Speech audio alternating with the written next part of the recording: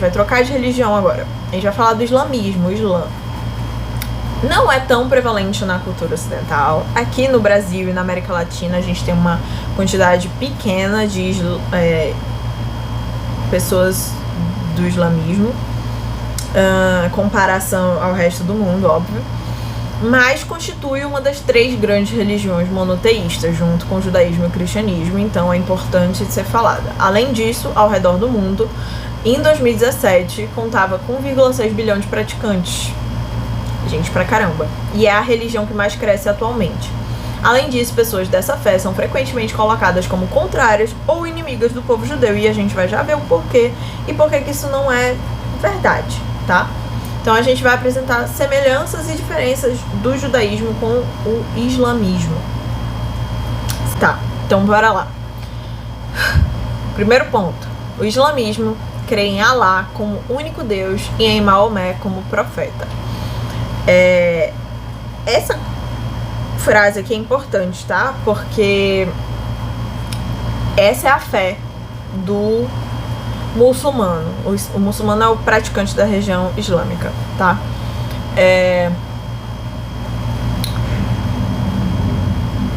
Da mesma forma que nós judeus, esse daqui eu não quis nem colocar tanto como uma diferença, eu quis mais como colocar uma semelhança, porque é uma semelhança. Cada um da sua forma, mas é uma semelhança. Da mesma forma que nós judeus temos o nosso Shema Israel, que quando a gente fala que a gente acredita em um único Deus, né, aquilo é a nossa maior coisa, assim, da nossa fé, de representação da nossa fé. A mesma coisa eles têm uma frase, óbvio, em árabe, pra falar essa frase e dizer: Maomé é o único profeta que veio trazer a mensagem do único Deus, Alá. Alá significa Deus em árabe, né? Então, a gente não é tão diferente assim, nós também acreditamos no único Deus, a gente só não tem exatamente esse profeta único e último. A gente acredita no profeta Elias, mas assim, vai que nem é ele, né? É meio que isso. Eles acreditam no Maomé, eu vou falar um pouco do Maomé daqui a pouco. Maomé em árabe também pode ser dito Mohammed, então é um nome bastante comum para eles. Segunda coisa, o livro guia do judaísmo é a Torá e do islamismo é o Alcorão. O Alcorão tem tipo 119 capítulos, cada um ele é dividido em não sei quantos versículos. Os versículos são as revelações que Maomé teve. Maomé foi um cara, né, um profeta. Profetas são pessoas, seres humanos, que tiveram algum contato divino mais próximo. Então, Maomé foi esse cara. E ele teve essa revelação quando ele já tinha tipo 40 anos, e ele começou a migrar para a cidade de Meca para repassar esses ensinamentos que ele estava recebendo ali de Deus e tudo mais. Ele foi para Meca e para Medina, que são 2 cidades, e ele fez essa peregrinação espalhando o conhecimento que ele tinha adquirido. E aí anotaram todos esses ensinamentos e compilaram, virou o Alcorão, tá? A história da Torá você já sabe. Para ambos, a prática da caridade é parte importante da fé. No judaísmo se chama de Sedaká e no islamismo Zakat. Então a gente tem essa coisa de fazer caridade como sendo um dos pilares, sabe? Tipo, o Sedaká é muito importante pro judeu e o Zakat também. É um dos 5 pilares da fé islâmica. Então, importante pra caramba, tá? O judaísmo e o islamismo são monoteístas. E aí, desse modo aqui, muito mais o judaísmo se assemelha ao islamismo no quesito monoteísta do que ao cristianismo, tá? Enquanto que no cristianismo o monoteísmo foi colocado quase como uma diferença, porque apesar de serem monoteístas, mas de jeitos muito diferentes, aqui não, aqui é monoteísta mesmo, tá? As duas. Acredita só em um único Deus e é isso. Porque apesar deles acreditarem em Maomé como um profeta, eles não acreditam como divindade, tá? O judaísmo é passado de mãe para filho e o islamismo de pai para filho. Então, a gente fala até assim, nossa, se casa uma judia com um muçulmano, o que rola? Não sei, porque pela lei judaica, aquela criança é automaticamente judia, e pela lei islâmica, aquela criança automaticamente é muçulmana. E aí, o que acontece? Não sei. Mas é isso. A gente tem uma linhagem mais matriarcal. Tem algumas vertente do judaísmo que aceita quem é filho de pai judeu também. Já falamos disso na aula de correntes judaicas, mas a regra é mãe. No islamismo, deve-se orar 5 vezes ao dia em direção a Meca. Da mesma forma que nós judeus temos orações a serem feitas ao longo do dia e tudo mais, e que em muitos momentos a gente faz essas orações virados para Israel, eles também têm esses momentos, são 5 vezes ao dia, tem que se agachar ali, ó, se abaixar no tapetinho e virar em direção a Meca. Como que eu sei onde está Meca? Ai, gente, hoje em dia a gente tem GPS no celular, é só ver no Google Maps que você vai saber. E faz a sua oração, tá bom? Então, nesse ponto aqui também é diferente, óbvio, do que a gente faz, mas é parecido, não deixa de ser. Isso aqui é muito para mostrar que tem semelhança nos nossos comportamentos, até porque muitas coisas do islamismo, ela é a religião monoteísta mais recente. Ele pegou vários componentes da religião cristã e da religião judaica, entendeu? Maomé pegou e, enfim, seus praticantes depois também. Então, vocês vão ver que tem muita coisa que é parecida, tá? As pessoas fazem parecer como se fossem mundos completamente diferentes e, na verdade, nem é. A proclamação da fé é um dos pilares do islamismo. E qual que é essa proclamação da fé? É aquela primeira frase lá do primeiro ponto, de que Maomé é o profeta e existe um único Deus que é Alá. Então, aqui o islamismo já vai se parecer um pouquinho mais com o cristianismo no quesito de proclamar a fé, mas se parece muito com o judaísmo no sentido de eu tenho uma frase a ser dita e ela resume a minha fé. Então, no judaísmo a gente tem o Shema Israel, tá? Que é uma frase muito importante pra gente, e pra eles é aquela outra frase, tá? Então, é muito importante, inclusive, tipo assim, só o fato de você proclamar essa frase em árabe já te faz ser considerado um muçulmano. A prática do jejum é um pilar islâmico, sendo mais conhecido o Ramadã. A gente também tem jejum no judaísmo, tem jejum no cristianismo também, mas eu acho que o sentido do jejum pro judeu e pro muçulmano é muito próximo, tá? O Ramadã deles é um jejum que dura 40 dias, se eu não me engano, e durante esse tempo eles não podem comer durante o dia, somente de noite. Então não pode fumar, comer, fazer nada dessas coisas ao longo do dia. Quando anoitece, eles comem, bebem, fazem tudo o que for preciso. Amanheceu, volta. Então, são 40 dias fazendo isso.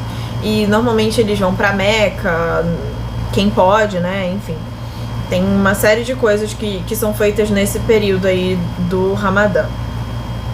No judaísmo a gente tem inúmeros jejuns, vocês sabem bem, a gente tem o Yom Kippur, Tisha B'Av e inúmeros outros jejuns pequenos, e então vocês sabem que o jejum é importante pra caramba pra gente também. Todo muçulmano é incentivado a ir a Meca pelo menos uma vez na vida, desde que tenha saúde e condições de arcar com a viagem. Isso daí é Meca, tá? É uma foto das pessoas em Meca, da mesquita que tem lá. E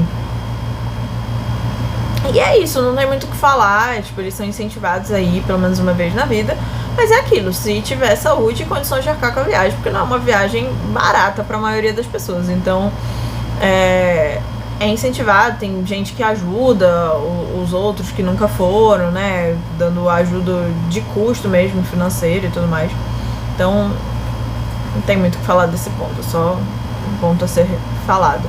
Talvez o que eu posso fazer de comparação é que a gente também é incentivado a ir para Israel, não como um momento sagrado, assim, você tem que cumprir esse mandamento, mas é um incentivo, né, que a gente faz de todo mundo conhecer Israel.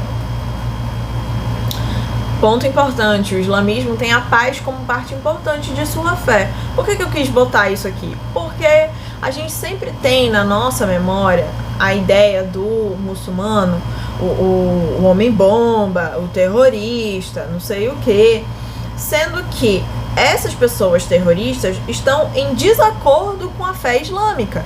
Por quê? Porque no islamismo está muito claro que você tem que fazer a paz, você tem que praticar a paz em vida para poder depois chegar lá na vida após a morte e você ser recompensado, porque você tem que ter atitudes boas na terra.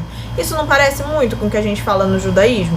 Para você ser recompensado e etc, você tem que fazer o bem aqui? Mesma coisa, a paz é um pilar importante no islamismo. Então, essas pessoas que usam de atos violentos e terroristas em prol da fé, na verdade, estão totalmente em discordância da fé islâmica, tá? E aí a gente vai ter grupos terroristas, a maioria das pessoas muçulmanas não concordam com o Estado Islâmico, não concordam com os grupos terroristas como o Hamas, por exemplo, não concordam, simplesmente porque não tem nada a ver com a fé deles, tá? Mas é aquilo, gente. Em todo grupo de pessoas, inclusive dentro do nosso próprio grupo de judeus, existem sempre as pessoas que vão destoar e fazer coisas ruins e erradas. Só que, infelizmente, normalmente essas pessoas que fazem coisas erradas são muito barulhentas, porque você fazer um ato terrorista faz barulho. É uma coisa assim muito grande, então vai chamar a atenção da mídia, vai chamar a atenção das pessoas, e é isso que vai acabar ficando na nossa mente. Mas, por exemplo, se eu for falar de atos violentos e cruéis, por que ninguém nunca lembra da Igreja Católica?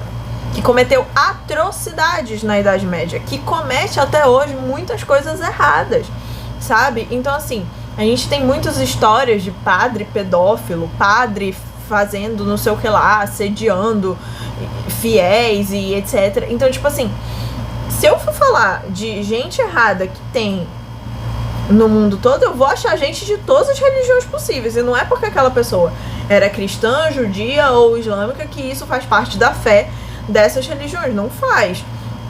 Vocês acham que Jesus Cristo pregava violência, assédio? Claro que não. Eu tenho certeza que não. Mas tem cristãos que fazem merda, desculpa a palavra, mas que fazem coisas erradas? Com certeza. Então, infelizmente, os islâmicos tem essa galera barulhenta, que eu tenho certeza que é a minoria, mas que é chata pra caramba e que traz muito problema pra muita gente. Mas isso não significa que lá no Alcorão esteja escrito: pratique atos de violência para impor a nossa religião ao mundo todo. Não tem. Pelo contrário, tá? Porque as pessoas têm muita ideia de que isso daí tá dentro da religião deles. Não tá. Não está. Tá bom? E aí as visões judaicas e islâmicas do mundo vindouro, né? Então, eu já falei da visão judaica. A visão islâmica é de você praticou bem, você fez as coisas certas, cumpriu o que deveria, você vai ser recompensado eternamente lá, tem, enfim, mistura ali um pouquinho da visão judaica e da visão cristã de ser uma coisa eterna e de ser uma coisa que depende das atitudes, sabe? Então, nada de muito diferente do que a gente está acostumado. As visões de mundo vindouro das três religiões se entrelaçam, se parecem um pouco, com algumas diferenças, óbvio, mas é isso. Então, gente, essa foi a aula, um pouquinho mais longa do que eu gostaria, mas é o que a gente tem pra hoje. Talvez eu divida em duas partes pra não ficar tão cansativo, tá? Então, segue a regra. Essa aula tá no YouTube, tá no Classroom. Esse slide vai ser postado junto no Classroom, então qualquer coisa, se precisar revisar depois, não lembrei de alguma coisa, corre no slide para dar uma olhada. Mas o conteúdo está nas páginas